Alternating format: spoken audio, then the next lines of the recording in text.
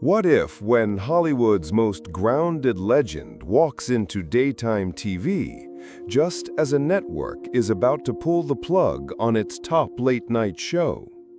CBS has reportedly made the agonizing decision to cancel Stephen Colbert's top-rated late-night show. The fallout is devastating, upending late-night's identity and leaving fans reeling. But before the announcement even hit the wires, The View hosted a surprise guest, Harrison Ford. Ford, known for his gritty cowboy discipline both on and off screen, found himself across from the fiery Joy Behar, and sparks flew. She came in hot, questioning his views on legacy, public trust, and whether voices like his should speak out now as Hollywood, late night, and the political landscape face fragmentation. He didn't just defend the industry. He called out the culture of cancel, erase, and move on that helped CBS make its decision. You can't just delete 16 years of work because it's no longer convenient, Ford said, voice gravelly and fierce. And when Behar pushed back, calling the cancellation a necessary step for cultural renewal, Harrison replied coldly, "Cultural renewal isn't built by burning what came before. It's built by understanding why it mattered and evolving it." What followed wasn't just an interview. It was The View colliding with Hollywood legacy, cancellation culture, and the end of late night as CBS knows it. The studio lights blazed down like judgment as The View opened with tension so thick it could be cut with a knife. The energy was different, something off in the rhythm of the hosts, something uneasy behind their smiles. The opening topic wasn't even subtle. Is CBS killing late-night TV with the Colbert cancellation? Joy Behar, leaning forward with her usual mix of sarcasm and smirk, delivered the headline like a punchline. Well, I guess late night isn't funny anymore, or maybe it's just Stephen Colbert who isn't. That's when the audience turned its head, because seated at the end of the panel was a surprise guest, Harrison Ford. Not pre-announced, not promoted, just there, quiet and brooding, his face like stone under the glare. Joy turned to him with mock sweetness. "Harrison, you've been around long enough to see TV come and go. You think Colbert's show deserved to survive?" He paused, long enough to make the air feel still. "Deserve," he repeated. "That show meant something. You don't pull the roots out of the ground because the flowers aren't trendy anymore." There was an edge to his voice. The room shifted. Sonny Hostin glanced between them, sensing the electricity rising. But Joy wasn't done. She leaned in, this time more pointed. Or maybe CBS realized the audience wants less preaching and more actual humor. The show became a therapy session for the illeague left. Maybe it was time. Harrison turned. His face didn't move much, but his tone chilled the room. "You're confusing therapy with truth, and truth isn't always polite, Joy." Gasps. Audience murmurs. A camera cut to Whoopi, who raised her eyebrows but said nothing. This was not a polite exchange. This was turning into a live collision between legacy and cynicism, with Colbert's cancellation as the fuse. Joy Behar wasn't backing down. Her smile thinned into something sharper, and she crossed her arms like she was ready to go 10 rounds with a man who had faced off against Nazis, replicants, and Sith Lords. "Harrison, with all due respect, this isn't the movies," she said. "Ratings matter. Networks aren't charities. If Colbert's monologues were actually connecting with Middle America, he'd still be on the air." Ford didn't blink.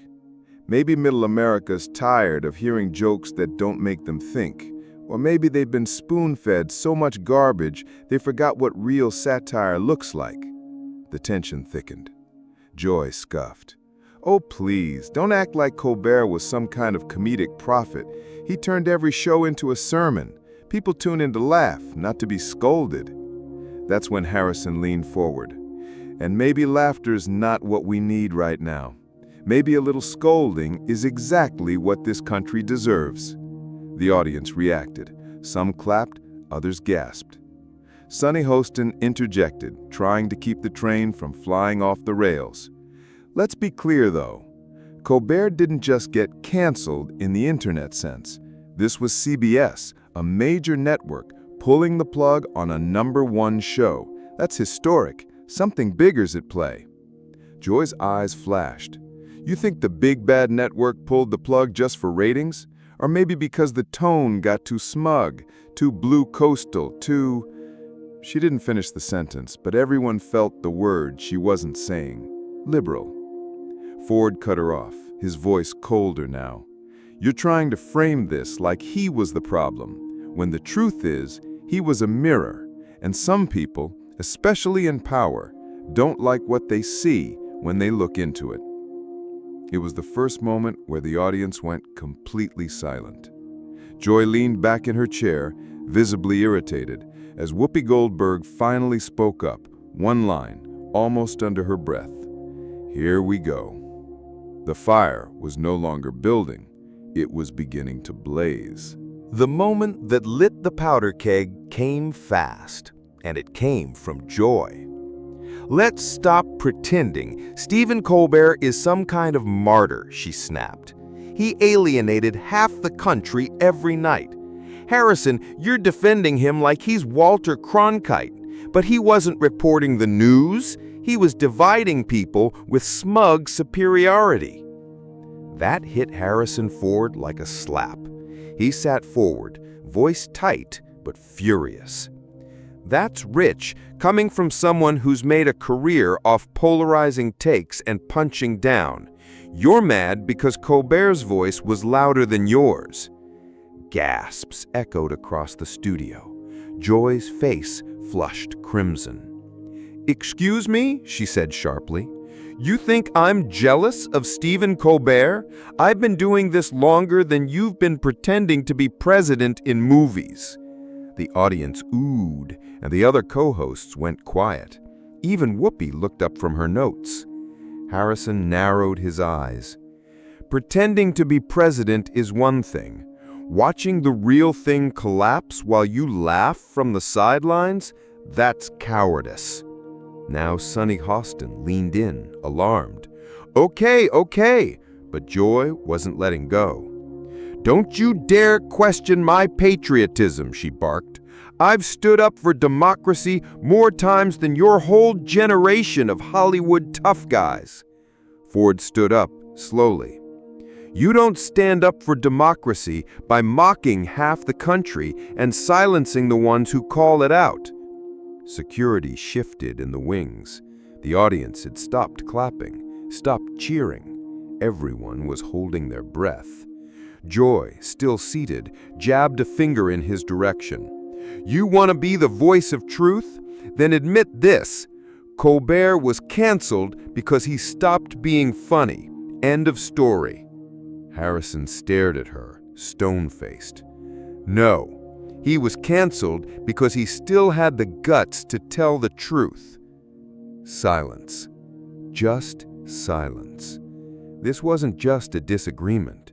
It was personal, raw, political. The whole studio felt like it was about to combust. And then, suddenly, Harrison turned and walked off stage. The producers scrambled. Cameras swung away. Whoopi called for a commercial. The Flashpoint had arrived, and the view would never be the same. The cameras cut to commercial, but backstage, the tension didn't fade. It thickened. Producers rushed after Harrison Ford, who was pacing furiously near the exit, jaw clenched and eyes stormy. A floor manager pleaded, "Please, Mr. Ford, just give us one more segment, clear the air." But he shook his head. I came here to talk about a loss for American satire, not to be ambushed by partisan arrogance. Back on stage, Joy was still fuming. Her mic had been muted temporarily, but her gestures made it clear she wasn't done. Sunny leaned toward her, whispering something calming, but Joy waved her off. Whoopi returned from the break with a voice that tried for smoothness, but couldn't hide the tension. "We had some passionate discussion earlier. Mr. Ford has stepped away to take a moment, and we're going to continue the conversation." But the conversation was over. The audience had seen the firestorm, and social media was already ablaze.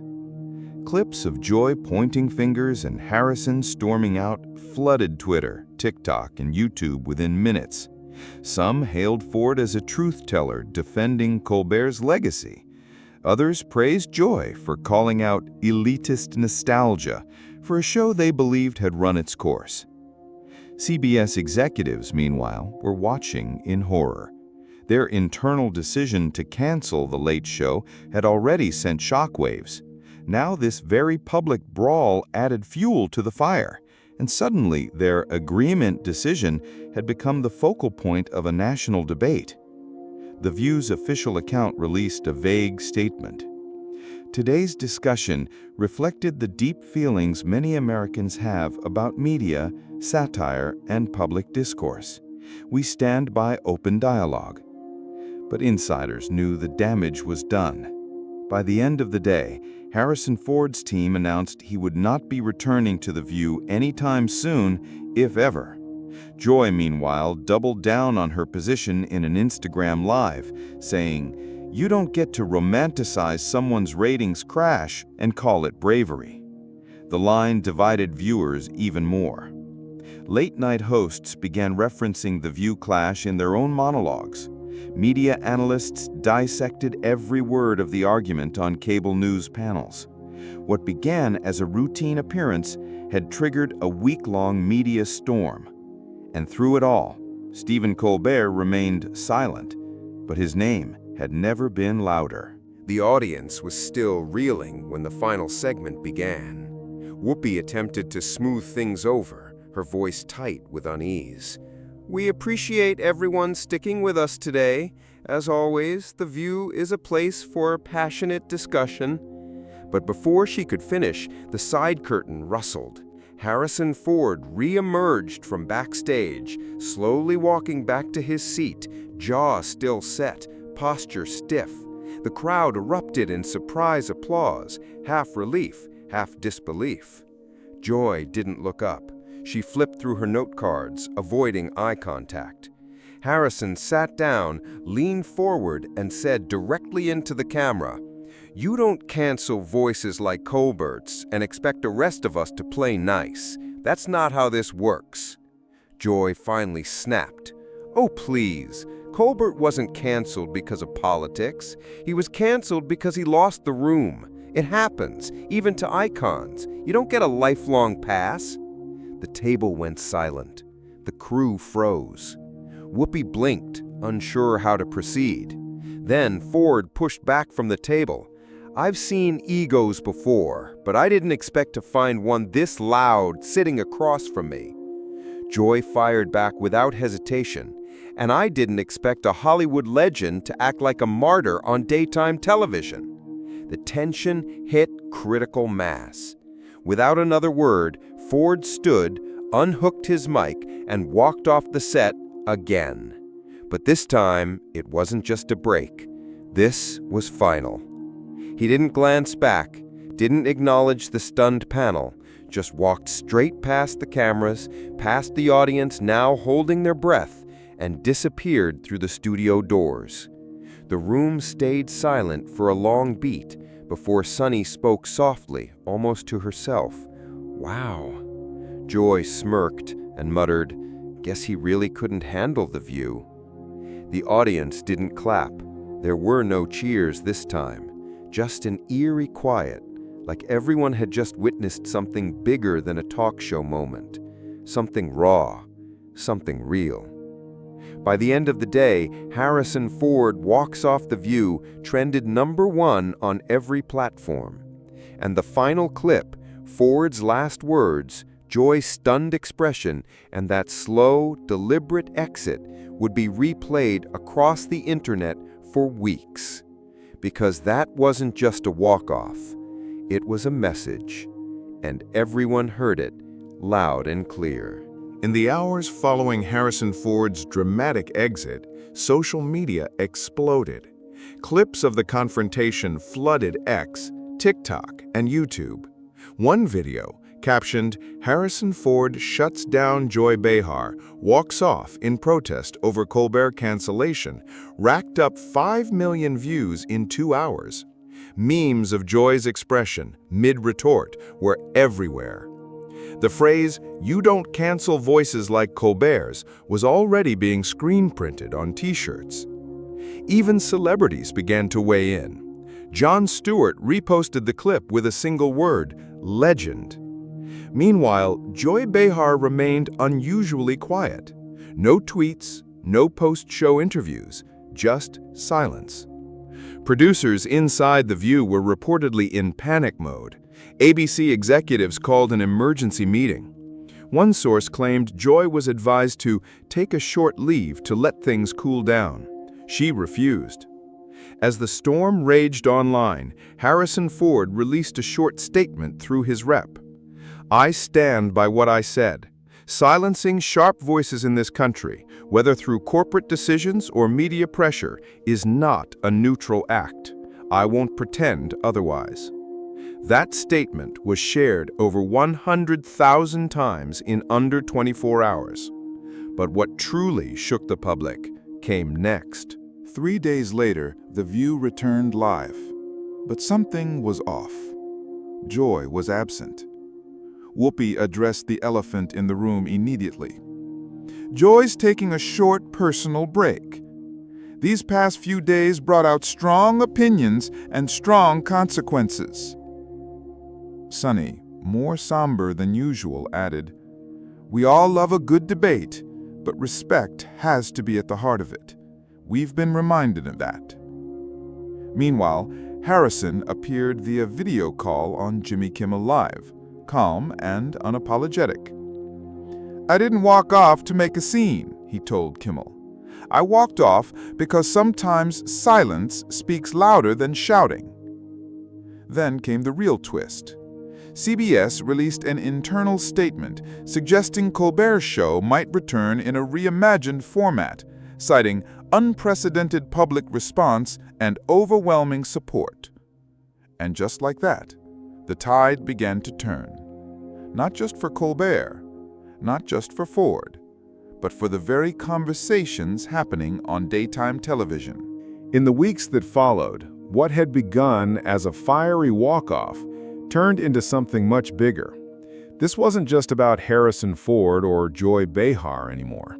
It was about the state of American discourse, what was allowed, who controlled the mic, and what happened when powerful voices refused to play along. The View's ratings saw a noticeable dip, especially among younger viewers who flooded online forums and comment sections with variations of the same sentiment. We don't need more shouting. We need honesty, even if it's uncomfortable.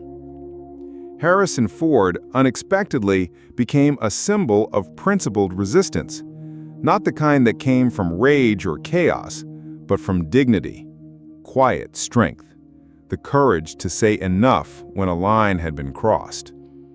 Colbert, rejuvenated by the public support, released a heartfelt video thanking fans and hinting at a possible podcast or independent platform where he'd return, unfiltered.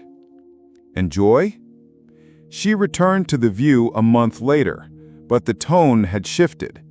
Her monologues were more measured, her interruptions fewer. The fire was still there, but it had cooled into something steadier, perhaps even wiser. Behind the scenes, network executives were having very different conversations than before about balance, bias, and the cost of pushing too far for ratings. Ford's moment wasn't just a flash in the pan. It lingered. It echoed. Because in that one split-second decision to walk off, he reminded the nation of something we too often forget. Sometimes, the most powerful stand is simply choosing not to sit down and take it. And that's the legacy he left behind.